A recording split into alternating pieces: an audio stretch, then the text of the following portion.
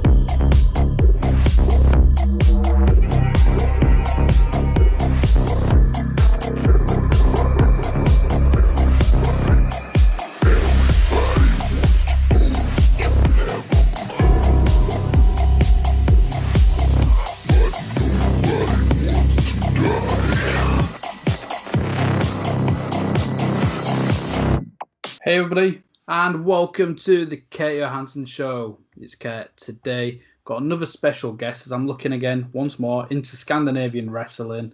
We've got the first ever Danish wrestler to get a WWE Tryout, Carlos Zamora. Carlos, thank you for coming on. Thank you, Kurt, for having me. Really excited to learn more about your career. I was just saying before we started recording, every interview I do, people are just singing your praises, whether it's some of their favourite matches or if it's somebody they're wanting to get in the ring with. So first and foremost, how does that feel when everybody's holding you in such high regard when it comes to some of the best wrestlers in Scandinavia? Man, I just feel appreciated. So I can't say anything else than thank you so much, you guys. You know who I am, and you know how I am backstage, and I love to work and perform in front of the audience and get to more work. Yeah, like it's not even just the Scandinavian wrestlers. Again, I mentioned I did an interview with Screwface Ahmed, and he's been in Denmark a few years. And when I asked the question of like, who do you want to face when wrestling goes back to normal, and when we was having a look in Scandinavia, you're one of the names he mentioned where he'd like to share the ring with you. So again, Screwface has been doing it for years across All Star and GW. Is wrestling at Rev Pro at the weekend. So when somebody that's held in such high regard in like the UK is saying that, how does that feel? Like a big honor. I've been trained by Jamie as well, and with Zach Gibson. Yeah, and he's one of my friends, and I've been teasing him sometimes. Why don't you challenge me if you want some challenge? Because I see all his promos going crazy. He looks legit, but he also knows that I have a background in MMA, and he's like a big fan of UFC. Yeah, and we share this common bond. Like, we know what looks real, and we want to, put in some real stuff, MMA stuff, into our matches. So that's why he would fit perfectly with a match against me.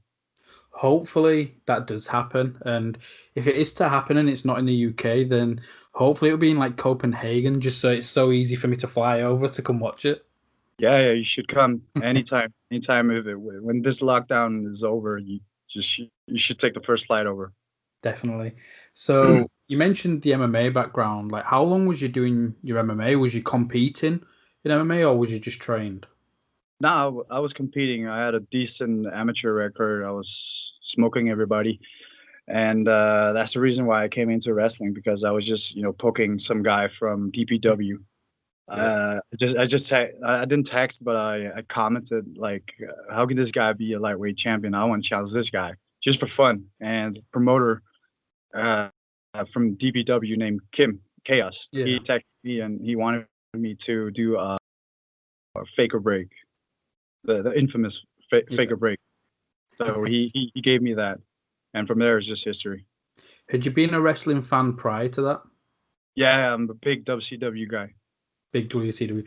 Have you seen? I don't know if you'd have seen it on Twitter. Somebody's created like a WCW 2021 and have been doing like press releases trying to say they've got 50% of the rights and that they're going to bring WCW back in 2021. Oh, it was crazy. No, I haven't seen that one, fortunately. Don't know how true it is. It's probably a load of shit, but everybody's just going crazy about it on the internet, which I found amusing. Like, who is some of your favorites when watching WCW? Definitely Vampiro. That's Vampiro. like so much contrary to me. He doesn't remind me of me, so I just like his style and his explosiveness and the way he connects with the crowd. And even though he wasn't the top guy, everybody was digging him. So I kind of like that, and I got hooked to him as well. Yeah, he's fantastic. Like some of his later work with Lucha Underground, where he was working with Pentagon, that story in itself was some of the best storytelling I've seen anywhere in wrestling. Yeah, I saw that too. I just wished he would him in his prime when he was DPW Vampiro. I was really hooked into him. Yeah, definitely. So, what was it like when you'd been? Obviously, there's so many similarities with MMA, professional wrestling, with the conditioning and the physicality of it. But how did you find doing the fake or break camps? Like, how did you find adjusting to wrestling? Conditioning wise, I didn't think it was that tough because I'm always in great shape. But I had to learn everything from scratch, and I learned some basic stuff before the figure break just to get me prepared. I wasn't afraid about the 1,000 squats or the 1,000 push-ups or anything because my conditioning is top notch. But I learned pretty quickly, and when I saw it when I was a child, I just tried it, and I just remember everything that I've seen in WCW, and I just did it. So I caught up like a SpongeBob. It's not that hard. But the one thing I could say, Kurt, was I had to change a little bit because normally when you come from a fighting world, you have to hide your emotions and your feelings. So I had to change that along the run. Yeah, I was going to ask that because again, you're taught not to show emotion, don't be playing to the crowd, don't give anything away. And then in wrestling, you've got to do all of that. You've got to show emotion, you've got to show if you're hurt, try and tell that story. So, how long do you think it took for you to get comfortable doing that? Man, it took me like 1 year, 2 years, and even into my second year, I had to work a lot with the emotions, and especially now in my fourth year, I think a lot of it is about timing as well, and not to plan too much what to say, what to do. Just get it out there, get your emotions out. Yeah, that's about it. You can't really describe it.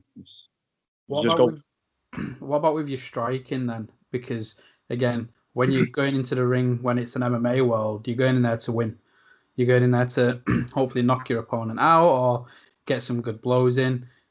Was it hard for you to like rein it in, or because you've had that control, did you adapt easily?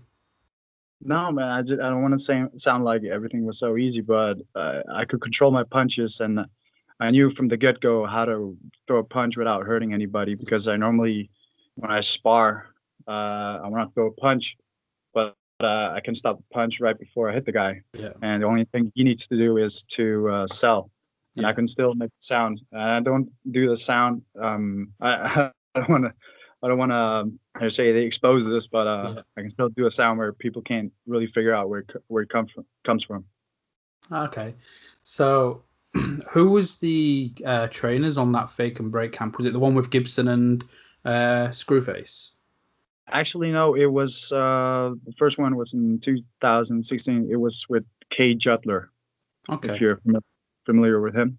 No, not too familiar to be honest. So, yeah, sorry. That's all right. So, who was it that you was facing in that debut match then? Who was it that got you to come out to switch sport? That was actually the coach, the Kay Jutler guy. Yeah. So How do you feel it went? It felt okay. I mean, it was my first time, but it was me as a competitor against him. I didn't get much to do, but we did everything that we trained the 5 days at the Yeah. Figure Break camp, and I could tell from if I watch it again, I could definitely tell that he was saving me for some more. So just did the drills that we did for the training, but it was like an honor to get that match against him after just 5 years of experience in ring. Yeah. What was it like being in front of that crowd then, in that different capacity where you're having to draw them in?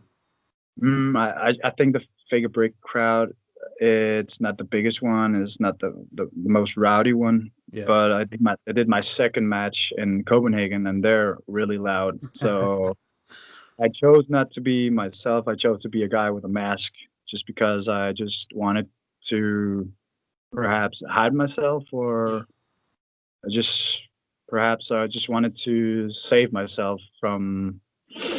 I don't know what it was. I started a gimmick with a mask called a guy called Mala Suerte, meaning bad luck. Okay. Just to be mysterious. Yeah. I don't know. How long did you keep that gimmick for? I think for 1 year, maybe more, and then I said to the promoter, "Hey, let me get this mask off, and let's just go with the flow and see where this takes us." Yeah. So how did it feel when you took that mask off then? Because I was speaking with Easy Lovers, and when Jackpot mentioned he took off the Captain Bodyslam mask and stuff, he felt quite naked. He felt vulnerable again, as if it's his first time in front of a crowd. How was it for you when you finally pulled that mask off and again making yourself vulnerable to the crowd? Ah, felt easy because I was a mask guy in CCW, but in Yeah. DPW, which is 4 hours drive from the Copenhagen city, I just wrestled as myself.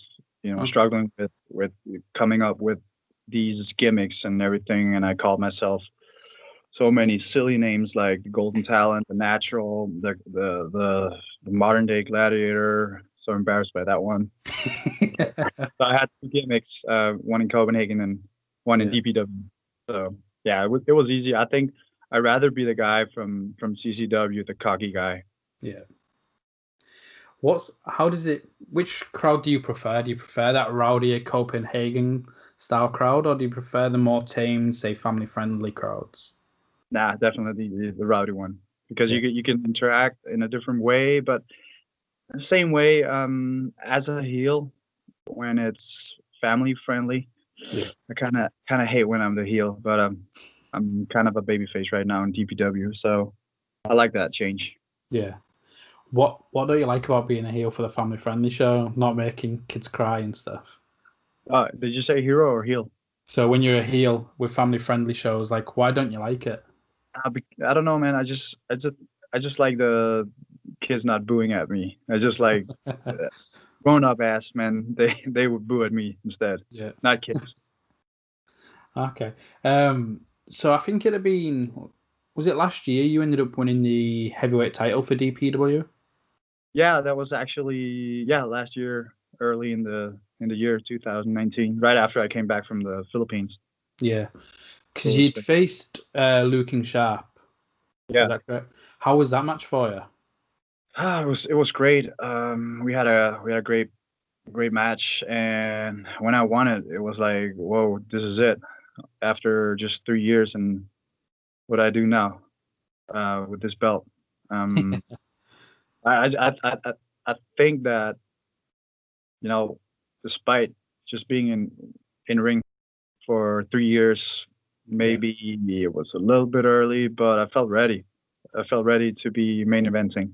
So it wasn't that hard. I was just craving for more every year.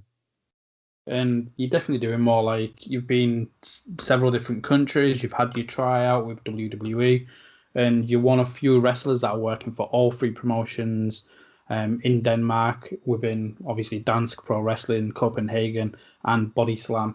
So that in itself, how does that feel like knowing not everybody gets to do that. Not everybody gets to work all 3 shows, but you're one of them doing that. Yeah, I know what I'm capable of.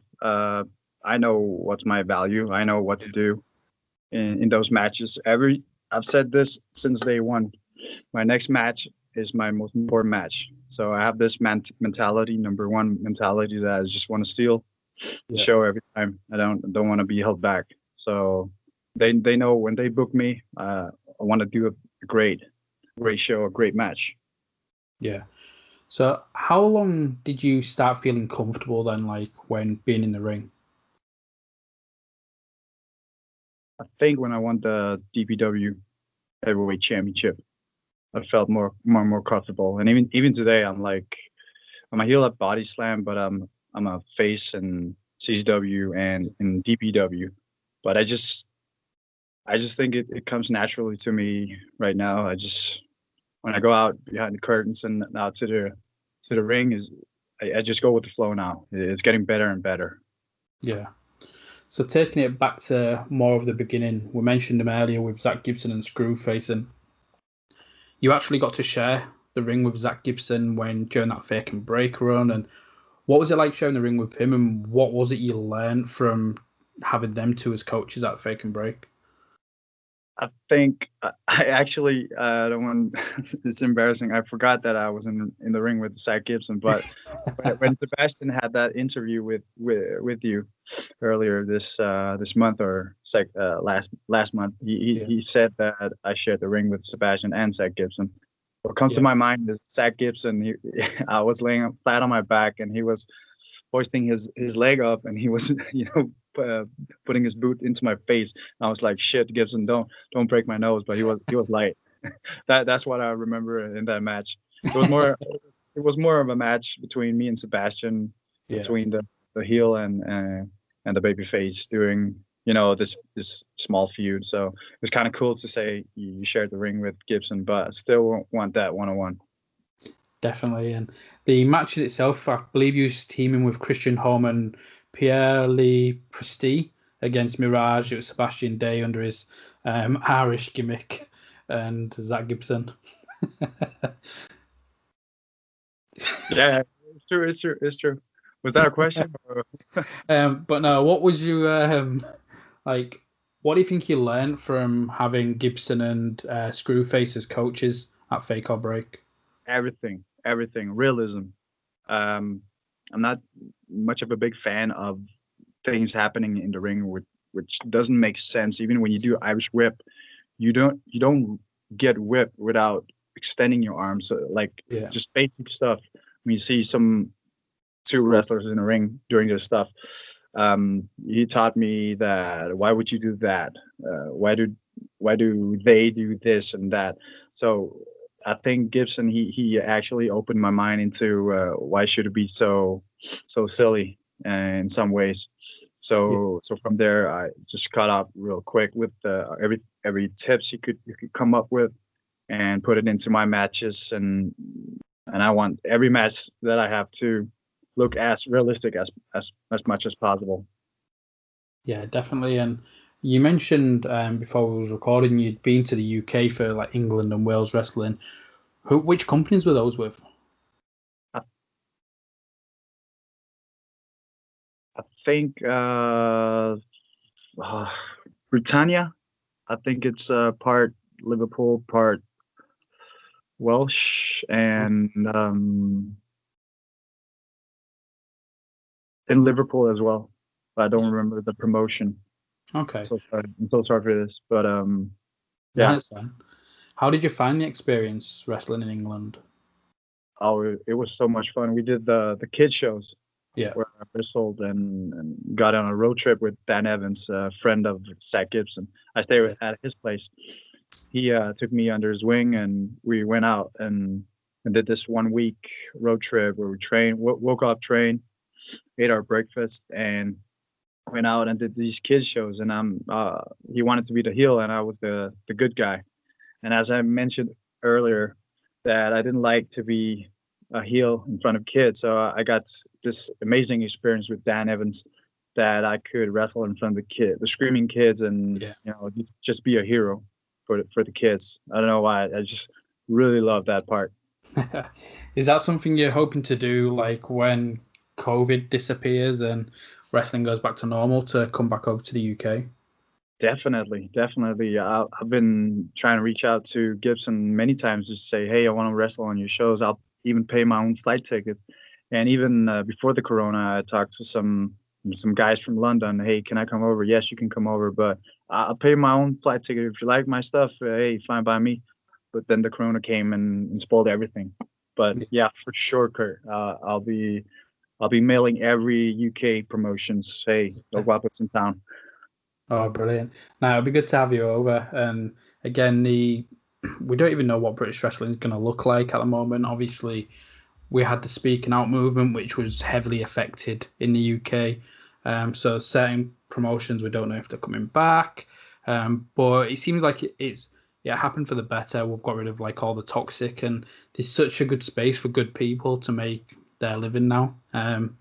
In British wrestling, and it's a great opportunity to be training as well. You've got people like Rampage Brown and Dean Allmark just in like the north of England that you can train under. So it would definitely be interesting to see when you come over. Yeah, for sure, for sure, for sure. I'm craving for more experience, more training. Yeah. Well, before I started doing the like hashtag Scandigraps, looking into Scandinavian wrestling, I've been looking into Southeast Asian wrestling, having a look at interviewing people from Malaysia, the Philippines, Singapore, China, Hong Kong, and I know you've been to the Philippines. You're part Filipino in yourself. When was the first time you went over there to wrestle? I think it was 2019, just around 18. Sorry. Yeah. I came over on vacation. I tried to reach out to the promoter guy, Jake De Leon. Yeah. I think you interviewed him, right? Yep. Yeah, that's the guy. So nobody responded. So I just showed up on their training, inner training. So I just, hey, Jake, it's me. I tried to reach out for you. I'm just a part Filipino white boy, and started training, and everybody could see that I could move and work. So they had a show the next week, and everybody was poking Jake. Hey, you got to put this guy on at least on the pre-show. So I got my pre-show match, and then I got the next month I got a pre-show match again. Then I had to go home, family issues, and then I went back the next year again, and I got my big match. I was defending my Danish title in Asian soil, so that was a really good match I had in PWR. And that's like look at me now kind of thing, where you've tried reaching out, you've not heard back, you've turned up and like, yeah, we'll put you on the dark, and you get a match on the show, you go away, and then a year later, a lot better, you've got the title. And would you say that's one of your favorite places to wrestle? Yeah, for sure, man. The crowd over there, it's next level. They pop on everything, like it's really too much, and their social media coverages are the best in the world. I mean, you couldn't ask for more. I'm sorry to say it is Filipinos, but you know you're my boys. But more nerdy, in a good way, wrestling fans who support you and follow you and everything, and they're really, how do you say this, really really humble when they see a guy, part them. So I just hope that one day I'll be back to do even bigger matches, such as TJ Perkins. Yep, definitely. And even across like Southeast Asia, like if you get one of those Danish titles, whether it is with Dansk Pro, CCW, or Bodyslam, it would be a good way to turn that title into a world title. Go travel Southeast Asia, because obviously in the Philippines you've got Philippine Wrestling Revolution, and you've got I think it's Manila Wrestling Federation out there. But then you've got the places in Malaysia and Singapore. I know Shaukat, who created MyPW, he's now creating APAC Wrestling. So it's like Asian Pacific. So again, that'd be something interesting for you to do, to one, grow Scandinavian wrestling, being that flag bearer, and it'd be a good bridge, I believe, with yourself. Yeah, definitely. That'll be nice. Was there anybody that stood out while she was out there that you'd want to get in the ring with? Jake De Leon. Yeah. Chris Panzer. Who else? I can't mention guys who are big names like TJ Perkins, but Yeah. if I had to choose PWR, I would choose Jake DeLeon, Chris Panzer, Ken Warren. Yeah. Yeah, on the Well, top of my I don't know where they will be. Jake DeLeon and Ken Warren have left PWR and have no intentions of going back at the moment. So I don't know where they're going to be wrestling. They're doing their own thing of like calling themselves the PWOGs, like Philippine Wrestling Gs. So hopefully, like that would happen. But going back to like the stuff in Scandinavia, like what's it been like seeing the growth of the wrestling scene over the years from you starting? Like CCW and Bodyslam in particular are doing some fantastic stuff where their crowds are growing and growing. They're both using social media as a good presence to grow, especially like Twitter. So how's it been seeing a change in Danish and Scandinavian wrestling as a whole? I think it's important because you reach out to all over the world. I mean, even in the UK and Germany, they notice us. So the more social media we can do, the better. Well, Yeah. why not? I mean, I think Bodyslam and CCW are doing the right thing. And when this lockdown is over, I think we could get more exposure, more talent, and talent back. And I just think it's evolving slowly, but that's the right way to do right now. Yeah, definitely. And I know you mentioned like Germany. I know you've wrestled for a couple of different German promotions. What's it been like wrestling in Germany for you?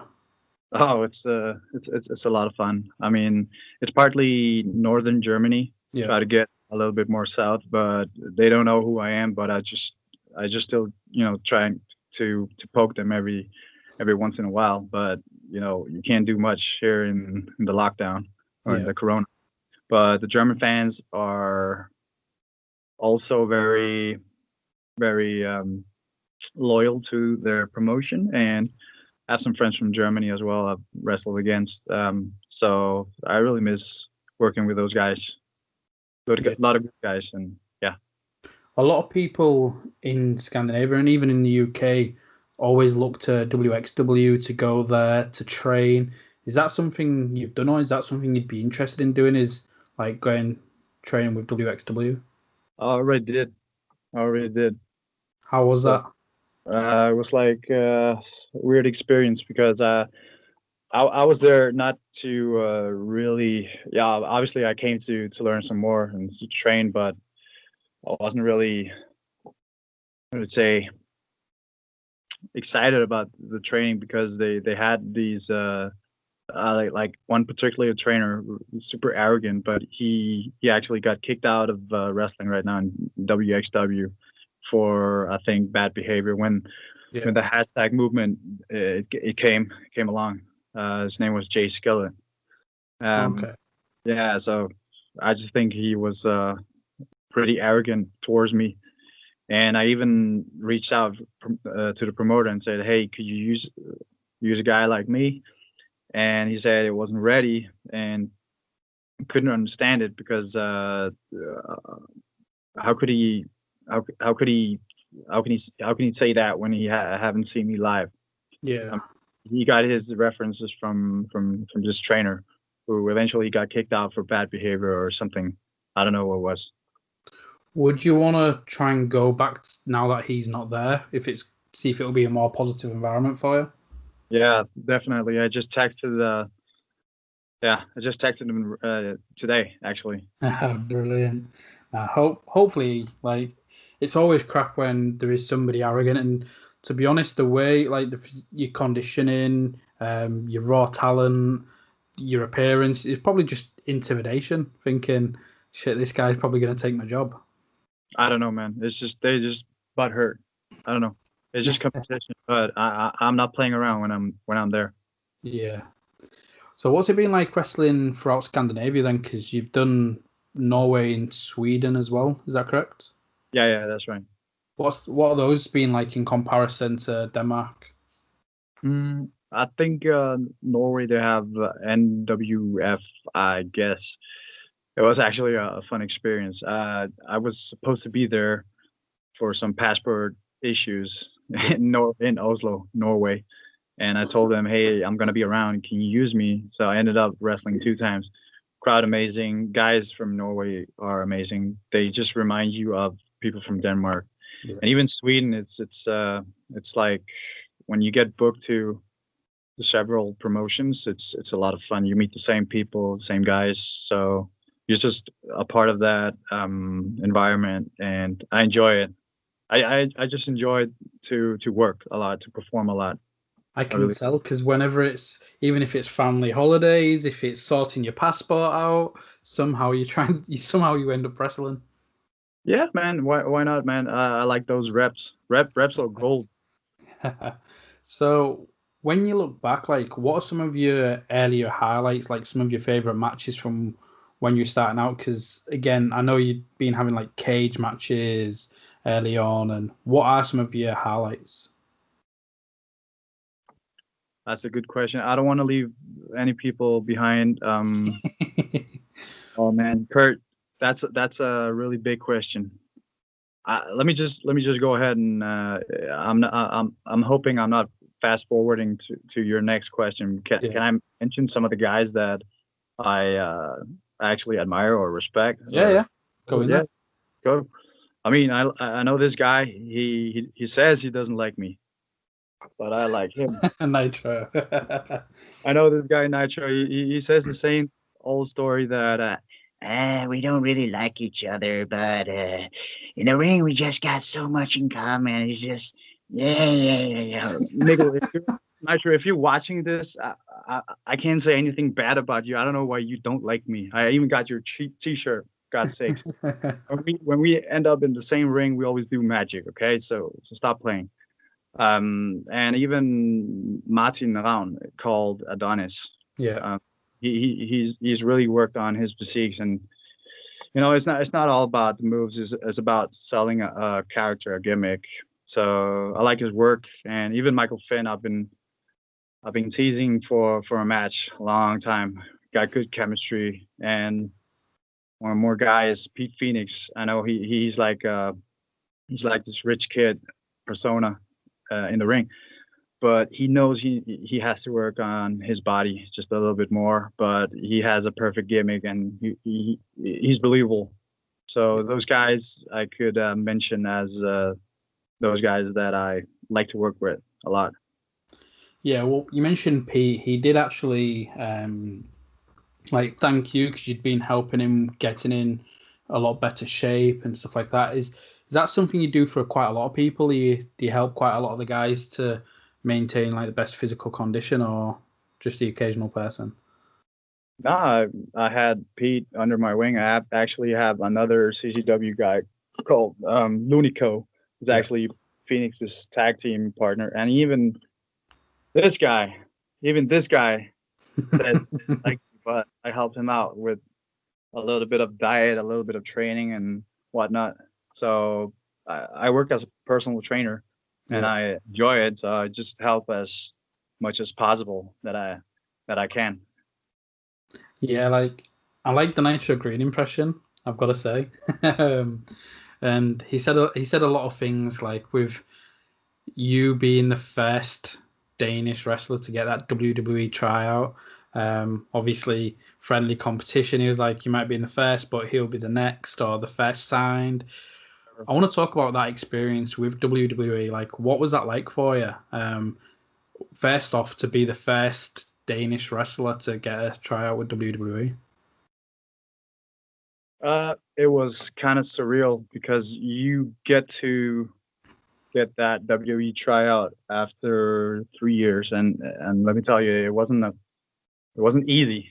It was a hard dedication, a lot of traveling. I mean, how many times have I traveled across Europe, even the Philippines? Wherever I could go, I would try to find work. I would reach out to these guys. So Mikkel, I'm sorry if I was the first one. I know you've been into the business much longer than I have, but I didn't do it for us. And when I got that tryout, I wasn't thinking about just me. I was thinking about us. I was thinking about Scandinavians. Like, we're being overseen. UK, they got all the publicity. They got the WWE UK Performance Centers. You got well-trained, certified NXT trainers, and here we got nothing, right? So we have to work with what we got. We have to learn by ourselves. When we go out to different countries, we got to gain experience. So for me to be the first Danish guy, I was really proud of that, but it was a lot on my shoulders, right? Yeah. But I learned so much from this experience. And when I didn't get the contract, I told myself, okay, what have I learned? And what do I need to know the next time I get that WWE contract or tryout? Sorry. Who was it that was running the tryout? Regal. Regal. And So John, no pressure there. no, I mean Regal, Brookside, and Brookside, who was quite funny because he had some Danish experiences. He had an ex-girlfriend, so he could talk a little bit of Danish. I was surprised. What the hell? So yeah, Regal. He taught us about the same stuff that Zach Gibson taught us about realism. So I thank him for that, and I wish I could get another opportunity with this guy. He's amazing. Yeah. So what feedback did they give you going away? Like, what did they say? Go work on this. Go work on that. What did they tell you?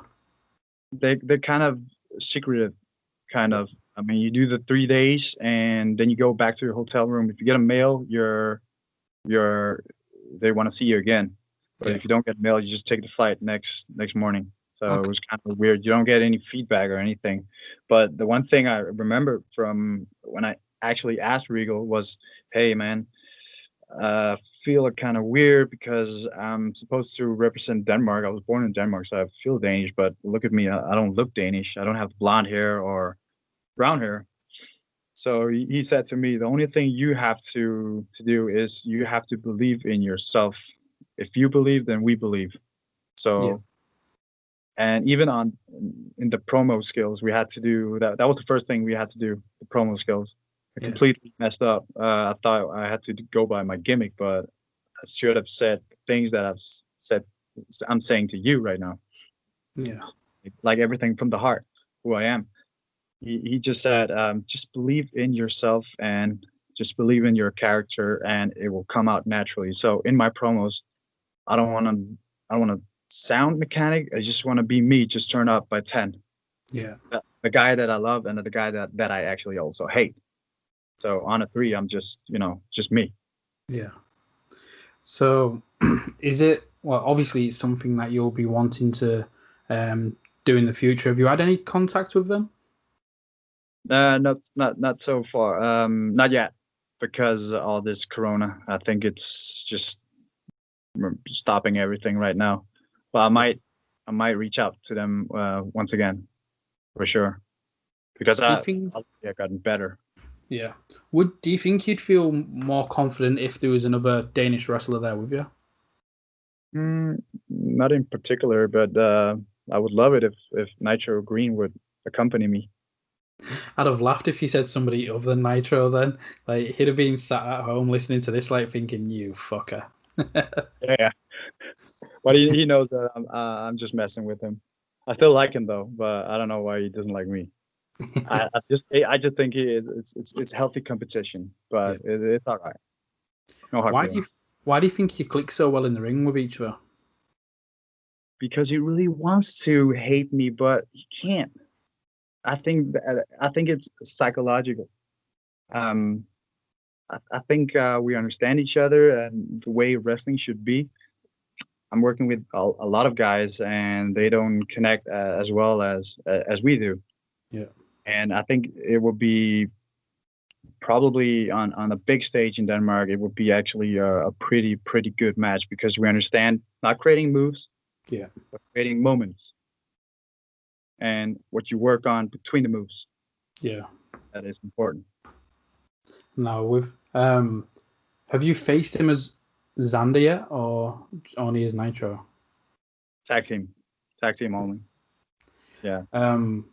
How do you feel of the contrast? Like, which character do you prefer to face? Do you prefer the Randers Panya Xander, or do you prefer the Nitro Green gimmick?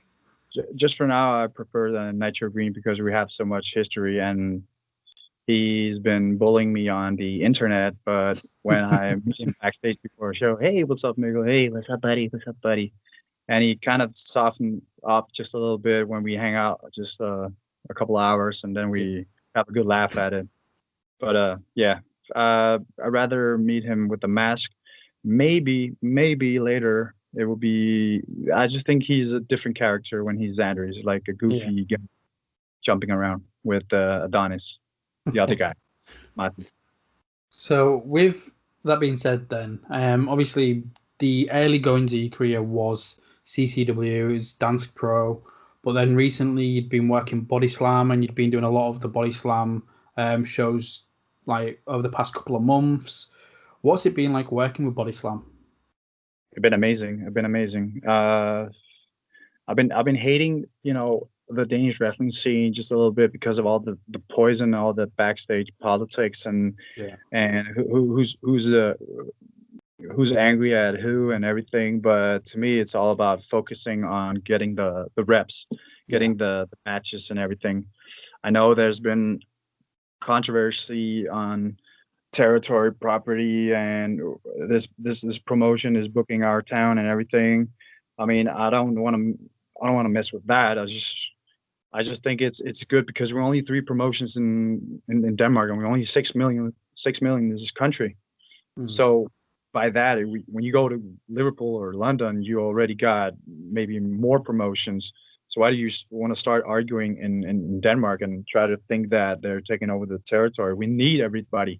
We need all the promotions to work together. We don't have to get other performers from other countries. I mean, right now there's not a lot of performers coming outside, so we're working a lot with inside the Denmark, and we're actually evolving these characters. So why would we do that? So when lockdown is over, we can say that we have even bigger main eventers, bigger stars here in Denmark. Yeah, definitely. Oh no, 100%. I said something similar with Copenhagen Hangman when we were speaking about trying to invest in your own people and not just bringing in international talent for the sake of international talent. It's important to build your guys up because, hey, there's a pandemic, flights aren't happening, but you're still being able to put on shows and putting out shows at good quality because you've been investing in your characters, you've been investing in your local talent. So it's definitely really is important. And in that interview with Hangman, it's not, as we're talking, it's not released, but by the time this is released, it will be out. In that one with Hangman, he talks about asked the question of the companies working together, and he wants them to. He wants all 3 companies to work together. So I put it out there, like, what do you think to this of some sort of a super show? If all 3 companies could try and get together, politics aside, maybe if there's going to be, hey, Bodyslam versus Dansk, or if it's just going to be Bodyslam versus Bodyslam, Dansk versus Dansk, do you think a super show would work? That's what I've been trying to promote the last 2 years, because everybody is clinching. Everybody's clinching. I mean, even from the Copenhagen to Gothenburg, people are clinching. Gothenburg in Sweden, right? Yeah. So that's what I said since day one. I couldn't understand all this policy about territory and who's mad at who and everything, because we're such a small country, and right next to us are our friends from Sweden. So I think maybe I've been planting some seeds in Hangman, so I could realize that, hey man, we need this. I know that you're mad at this guy, but I'm also mad at this guy. But should that prevent from evolving the Danish scene and even the Scandinavians? I mean, we can't really develop as performers if we're kind of locked down into just our own promotion. To me, it's completely different. I said this since day one. I only have focus on one thing, is just getting those reps and getting my footage out and going. I never started just to be an indie wrestler when I started. Started to be a WWE superstar. So that's why I do this. No, great. And it's good to see that you've been planting the seeds, because again, from my chat with him, it's worked. Like, it is something he wants to happen. He wants people to be working together.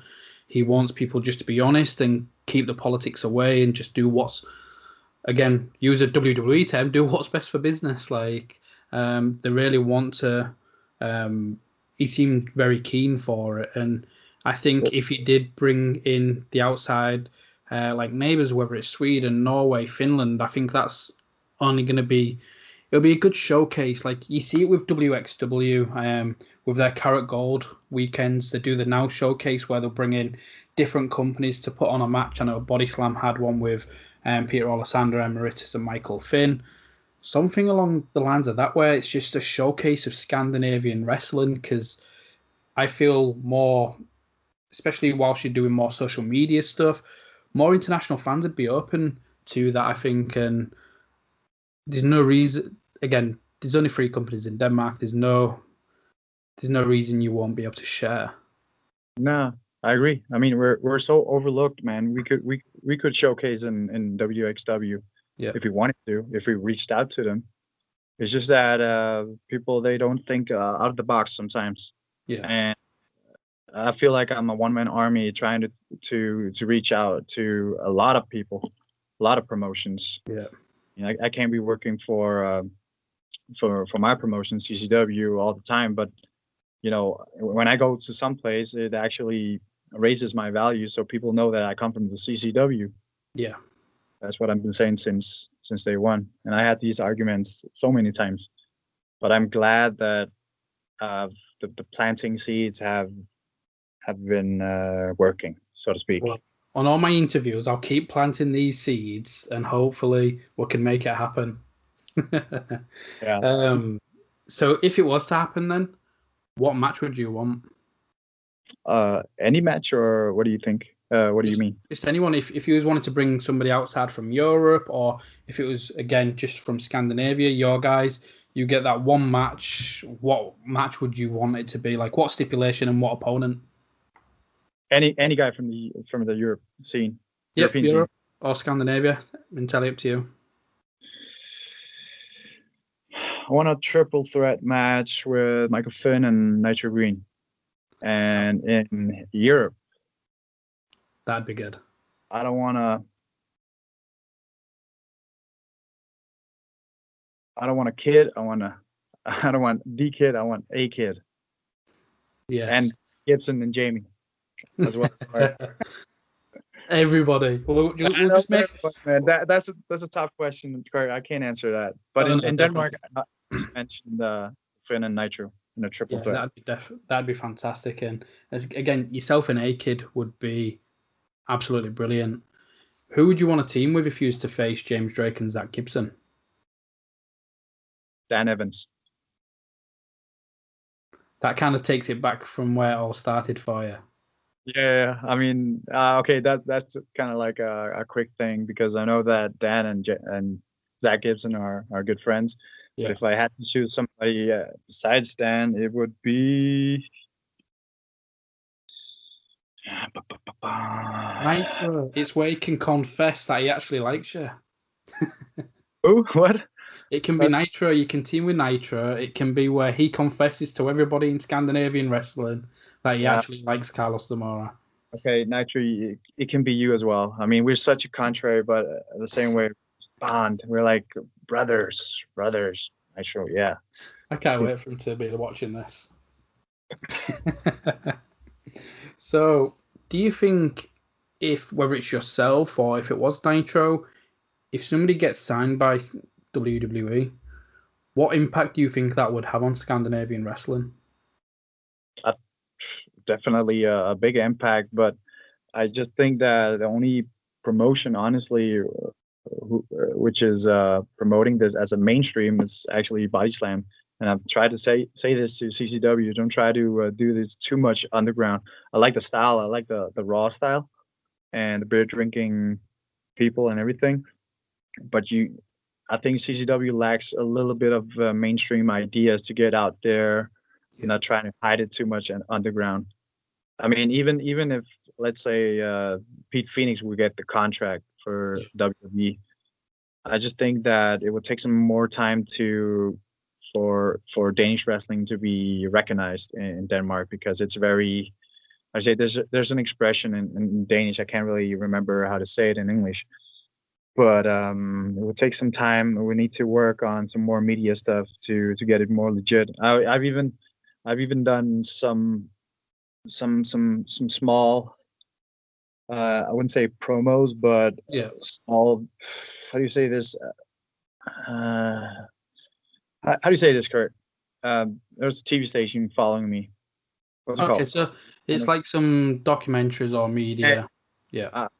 Already, and I've been met with so much, hate and hey, wrestling was fake because they don't understand it, and wrestling is not that big in Denmark, but still they know what WWE is, Hulk Hogan, and everything, but it's just been looked looked down upon too many times, and I got a lot of silly messages because I'm doing this.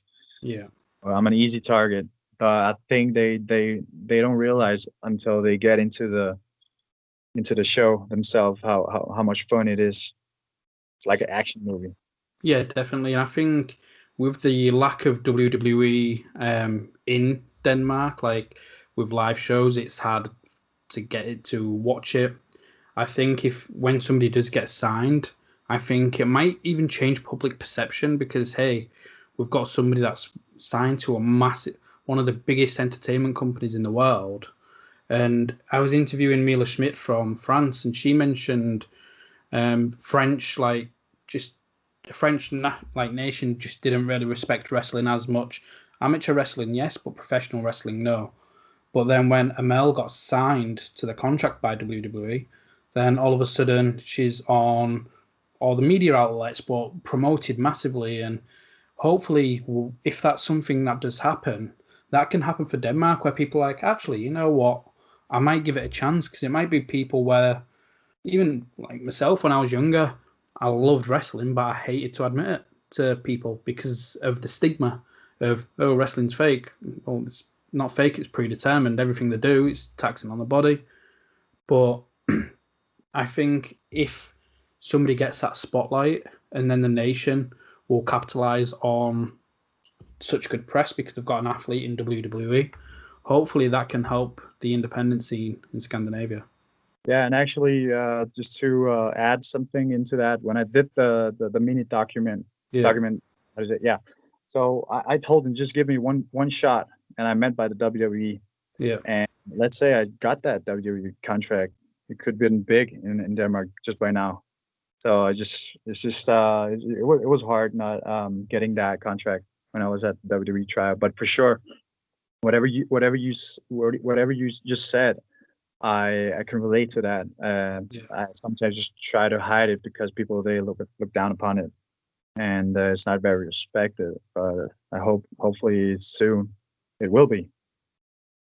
One guy. So, what other goals do you have? Like, obviously, WWE, you want to be that superstar, but if there's going to be a couple of years and you've got some more things to do between then, what are those goals? Like, what do you want to achieve before going to WWE? Just right now, in this Corona lockdown, the only thing that I've been doing is working 7 days a week. So I've just been saving up a lot of money. So I just wanna own my own apartment. I want to own my own car. Just be financially secure. Yeah. And I think it's like bad luck in the same way it's good luck because I was just traveling around and spending all my money on traveling and getting the reps Yeah. where I went. So I think it's in a good way to just to get a small break. And once I've bought everything and financially secure, I will be ready for WWE for sure. Yeah. Is there any companies or countries you want to travel to or wrestle for before going with WWE? Yeah, exactly. I know which promotions I gotta head out to. WXW, obviously, but also promotions in the UK, Rep Pro, um, uh, Zach Gibson's promotion as well. I really want to go there because I know some of the guys. Thesis, you name it.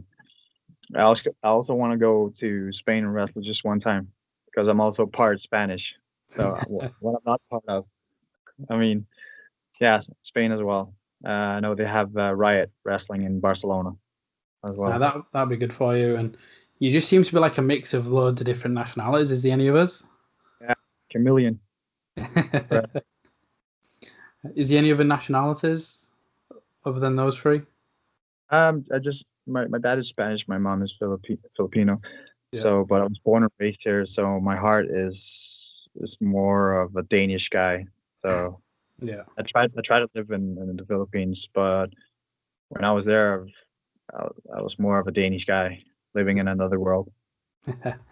No, brilliant. So hope obviously good luck and all the best with that pursuing WWE. Hopefully, that second tryout will be the money, and hopefully when I know before lockdown and before coronavirus, there were plans for NXT UK to be doing a lot more shows, and instead of doing the block tapings, they wanted to be in different cities and maybe traveling every week or every couple of weeks. Just from what I'd heard from different people of venues have reached out to. So hopefully, when coronavirus is away and it's disappeared, you will get that opportunity. To come for another tryout, even if it's just one of the dark matches to show what you can do in that crowd environment. But yeah, honestly, good luck with it and good luck in making this super show happen. Like, if it happens, I'll definitely be there for it. But where can everybody find you on social media? You can find me on Carlos Zamora on Facebook, but you can also follow me on Twitter. Kind of a messy Twitter, but follow me on Instagram. I've also got Carlos Zamora, but also El Guapo on Instagram. Just follow me on this link below where you're going to put Fantastic. it. It'll be in the descriptions somewhere down there. Brilliant. But now, everybody, make sure you go follow Carlos. And if you've enjoyed this, make sure you hit like and subscribe and have a look at the different interviews, have a look at the different playlists, whether it's hashtag Scandigraps or this wrestling from Southeast Asia. Again, Carlos, thank you for coming on the show. Like, really enjoyed it. And hopefully, when the world goes back to normal and you do some more traveling, we can get some more. We can do another interview and talk some more wrestling. Yeah, I'm coming for you, Mikkel, Nitro. I'm coming from you, James. I'm coming for you, all of you guys. Thank you. Brilliant. Well, everybody, thank you for watching. Thank you for listening. Until next time.